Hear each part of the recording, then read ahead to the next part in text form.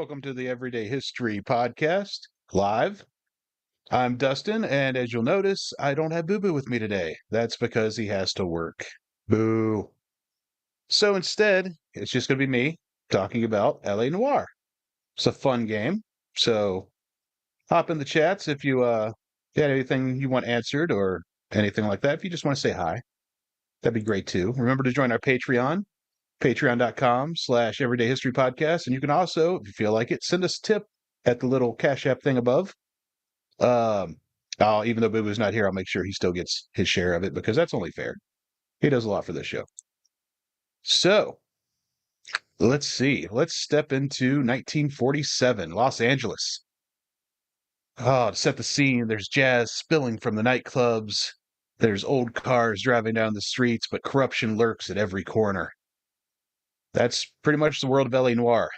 So today we're going to break down how much of what you're seeing is history and how much of it is just a noir fantasy.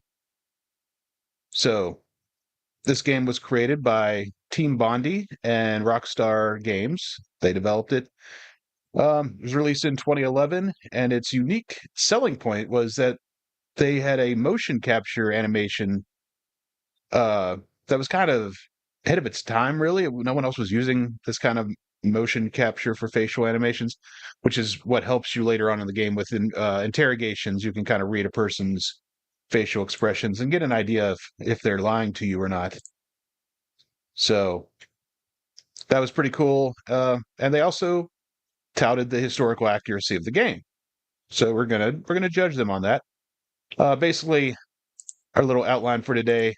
We're going to go over the setting and the city design, the real life inspired cases, like the cases that were real that helped influence the story of the game, and the artistic liberties and inaccuracies that you know that are within the game. Also, its cultural and societal context, and we're going to conclude by giving it a historical accuracy rating, as we've done with other games in the past here.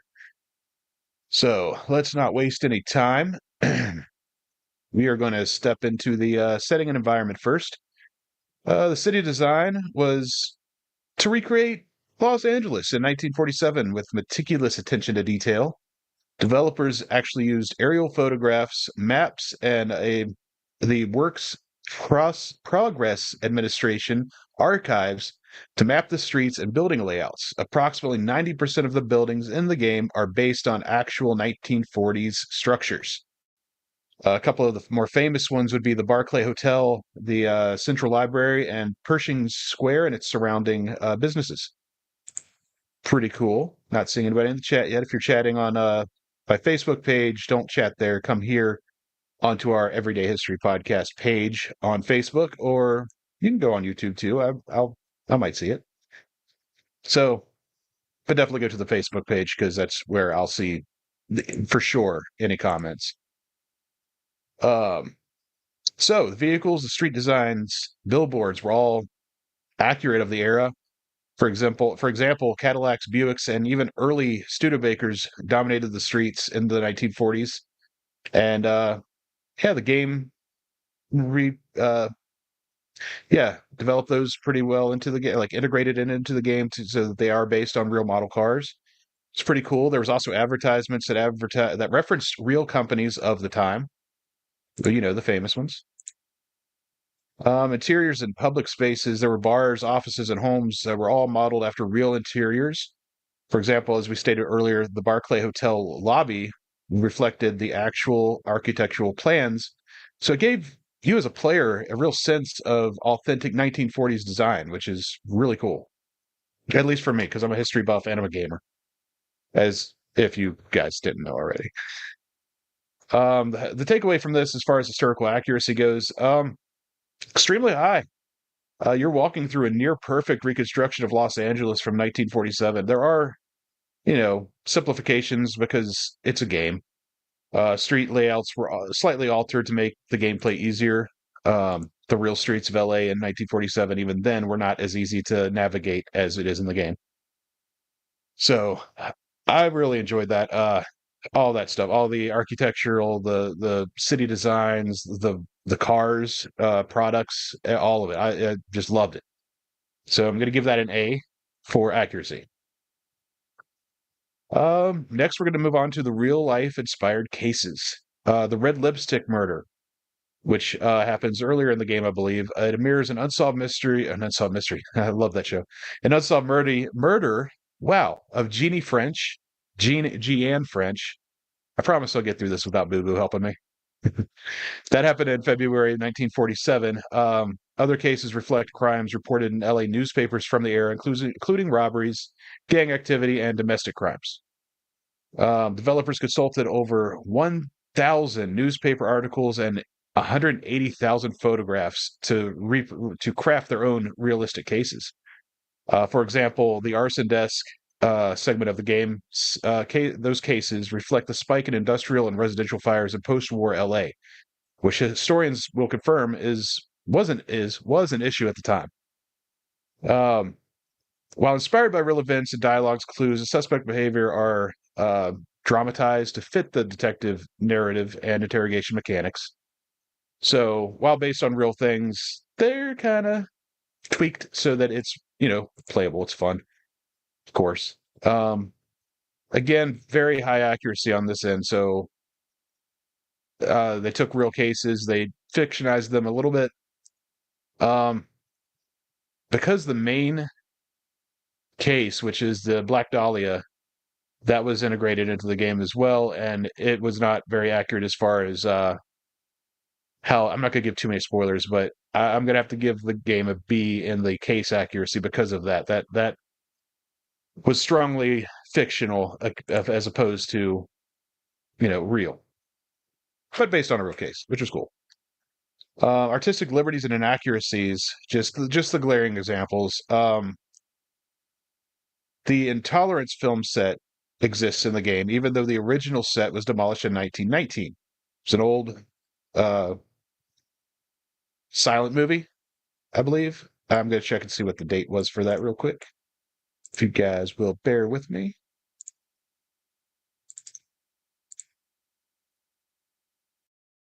Okay. It was made in 1916.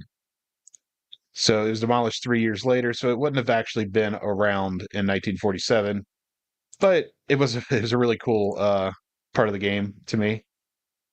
Uh, that set, chasing the criminals, getting into a shootout, all that was a lot of fun. Um, See, like we said earlier, some of the streets are compressed and crime density is higher than historical reality to keep the player engaged. What's the point of driving around for hours real time if there's no real crimes going on? That would have been more realistic, but it's a game and I need fun. Keep me engaged. Minor timeline adjustments. Some of the events and social dynamics are often shifted to suit gameplay pacing. Yeah, it's kind of hard to explain, but yeah, you'd know it if you play it. There's some things that if you know history, some things were changed. Like we said with the intolerance set, for example, it was just more stuff to give it more of a feel that they wanted, which was nothing wrong with that. It was still a lot of fun, and that shouldn't break the immersion for most people, and it definitely didn't break it for me. And I'm, like I said, a big history buff, so the purpose that the reason they took these liberties, of course, was to enhance the gameplay, the pacing, and the noir storytelling without drastically breaking immersion. And I think they did a great job of that. Um, yeah, they there were some moderate deviations away from timeline. Mostly, I think the compressed geography, the street stuff, was probably the biggest thing that they really bent. And so I'll give them an A on that. Great. So, moving on to the cultural, and societal context, themes that are addressed in the game. Corruption within the LAPD. There was racial tensions and segregations in LA neighborhoods at the time in 47. Challenges faced by returning World War II soldiers. That's a major thread throughout the game. And the influence of Hollywood and the film industry on the city.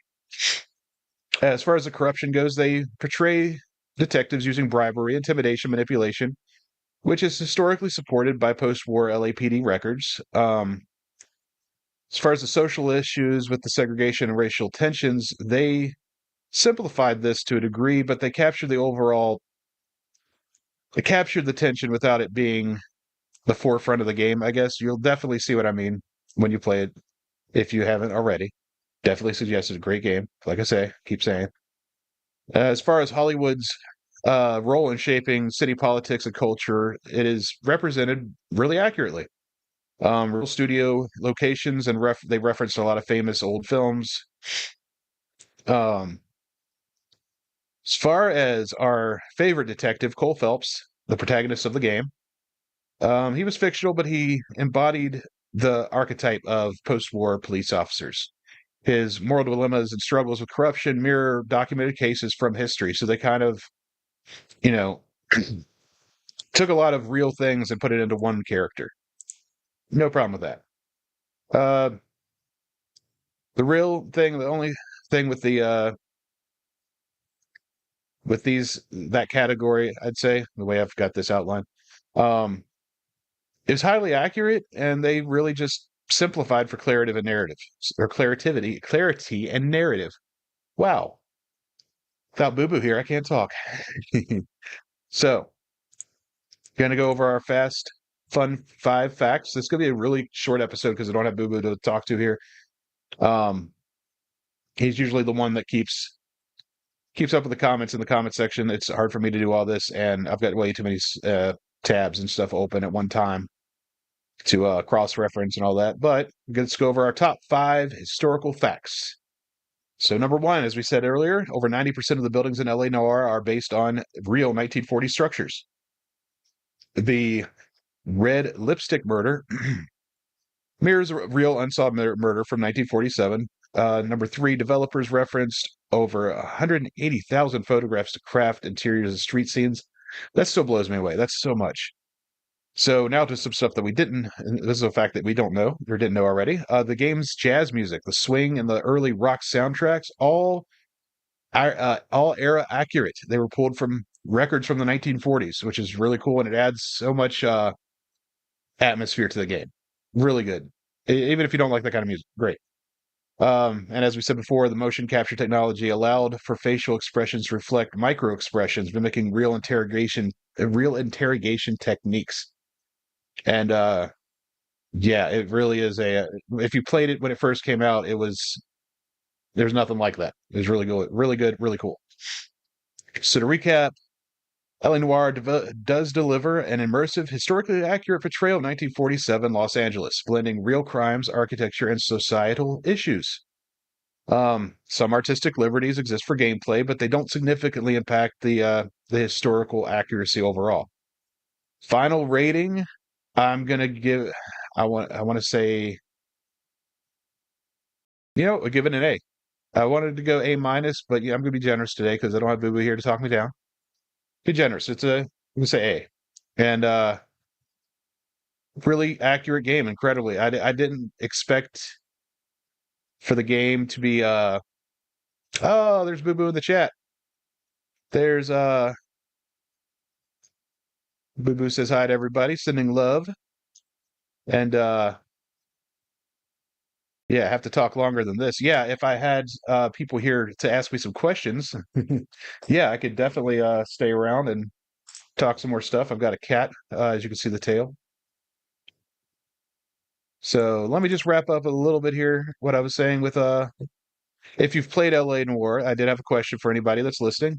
If you played it, what moment in the game made you feel like you were stepping back in time, or did anything seem significantly historically off?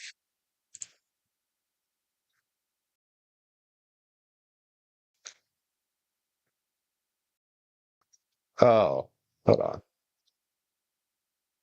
Diana says, "You need to talk longer than this, and what am I supposed to do with my life? I don't know. Let Boo Boo have off on Tuesday so I have someone to talk to." Just kidding. I know. So I'm going to hang around here for a little bit. While I am going to show off my drink of choice today, Celsius Cosmic Vibes. It's a sparkling fruit punch,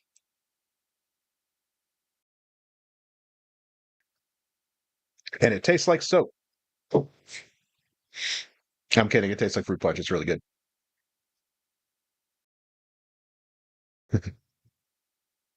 Said you're sorry. We forgive you. I do. I don't know if Boo Boo does or not. He's at work.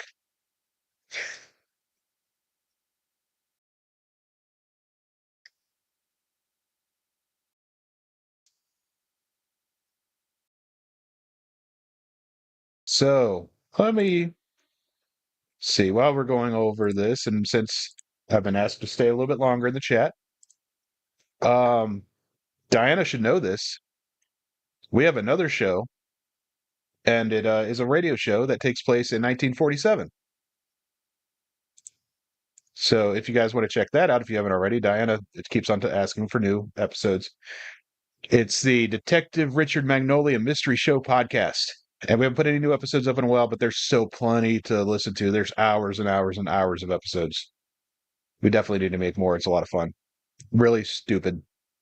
Really stupid.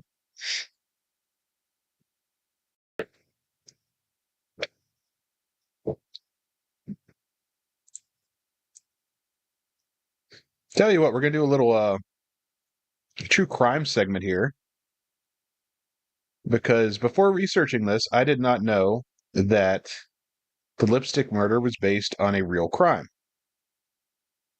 The murder of Jeanne French. So I'm going to look up that, and maybe we could talk a little bit about that while we're just goofing around here.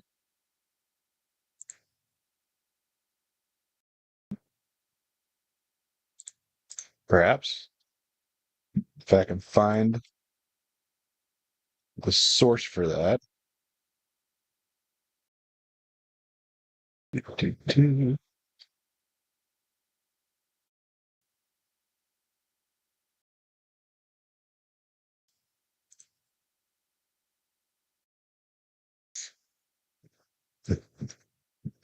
Best podcast ever. Diana says about Richard Magnolia's show. I don't know about that. It is fun. I listen back to him sometimes. I wrote it and I still forget about stuff, and it's a lot of well, Boo Boo write it, help me write it too. But there's a lot of stuff that when typing it out, I still forget about it. So I laugh all over again when I listen to it for the first time. For the first time again. So the red lipstick murders was a real case. Happened. Let's see. They did not.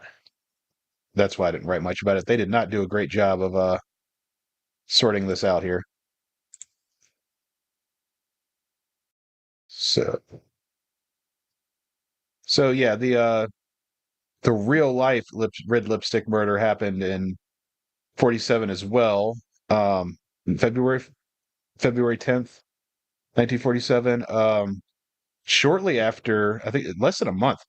If I'm doing my math right. Less than a month after the Black Dahlia, Elizabeth Short's body was found in a vacant lot park. Um, so another this lady, Mrs. What Gian, was found brutally beaten in a field near the Monica Airport, and the Los Angeles Herald put out a extra edition with the headline. I guess I should read it as if it were an extra, right? Extra, extra, read all about it. That kind of thing. Werewolf strikes again, kills LA woman, writes BD on body. Within a couple of hours, and I believe that's exactly how the body in LA Noire is found too, with the lipstick writing and all that. Same exact, I believe it's the same exact thing. Writes BD on body.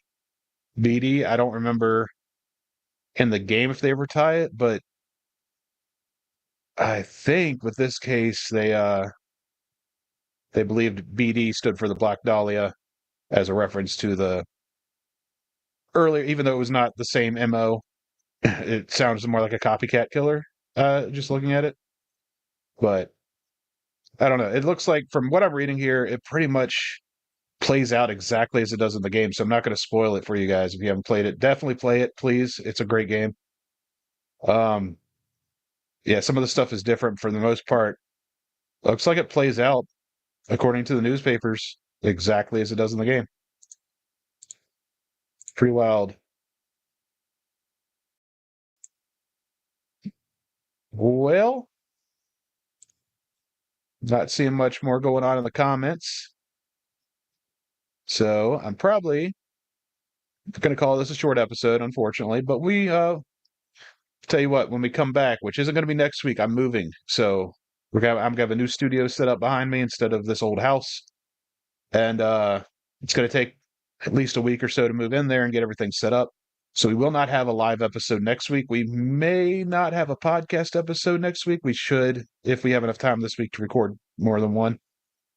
Um, but yeah, if you're still in the chats, and I think you could keep leaving comments after the fact, or just go to our Facebook page and leave some comments. What do you guys want to see next with me and Boo Boo? Our next live histories could be historical accuracy of something. It could be cultural impact of something. It could be the history of something. We'll do anything. So anyway, gonna call it a night, guys. Leave those comments down there about that kind of thing. And if you want to, you don't have to. I'm not gonna force you. I might force you. But anyway, have a good night and Boo Boo, have fun at work.